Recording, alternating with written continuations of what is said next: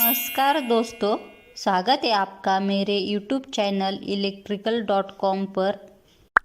आज हम 3 phase induction motor के बारे में जानकारी लेंगे।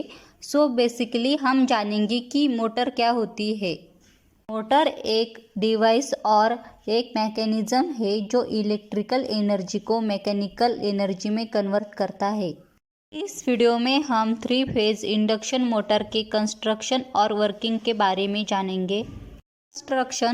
कंस्ट्रक्शन के बारे में बोला जाए तो 3 फेज इंडक्शन मोटर के 2 मेन पार्ट होते हैं। पहला स्टार्टर और दूसरा रोटर। स्टार्टर एक स्टेशनरी पार्ट होता है जो कि मोटर का आउटर पार्ट होता है और यह पार्ट फिक्स होता है और इसमें पोल्स फिक्स किए होते हैं जिस पर कॉपर की वाइंडिंग होती है। अब हम जानेंगे रोटर क्या होता है। रोटर एक रोटेटरी पार्ट है जो स्टेबल नहीं रहता। यहाँ रोटर के कुछ टाइप्स है जैसे spiral cage rotor, wound rotor and cylindrical rotor. इसमें स्पाइरल केज रोटर का यूज़ हम 3 फेज इंडक्शन मोटर में करते हैं। सिंक्रोनस मोटर में वुंड एंड सिलेंड्रिकल रोटर का यूज़ किया जाता है। 3 phase induction motor asynchronous motor है, यानी ये सेल्फ स्टार्टेड है।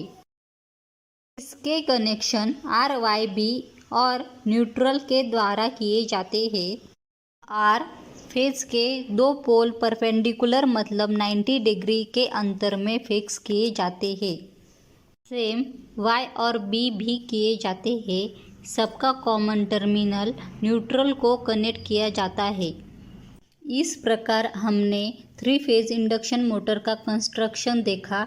अगर आपको कोई डाउट हो तो कमेंट में बताना। अब हम 3 फेज इंडक्शन मोटर के वर्किंग के बारे में देखेंगे। तो दोस्तों, हमको नाम से ही पता चल जाता है कि मोटर को 3 फेज का सप्लाई देते हैं, that it R, Y and B। अब AC सप्लाई आया तो इसमें फ्रीक्वेंसी का भी महत्व होता है। मोटर में नॉर्थ एंड साउथ पोल रहते हैं जो कि एक दूसरे को अट्रैक्ट करते हैं और साउथ में और नॉर्थ में एक दूसरे को रिपल्शन होता है। और मोटर में दी गए 3 फेज में 120 डिग्री का डिस्टेंस रहता है जो कि स्टैंडर्ड गैप माना जाता है।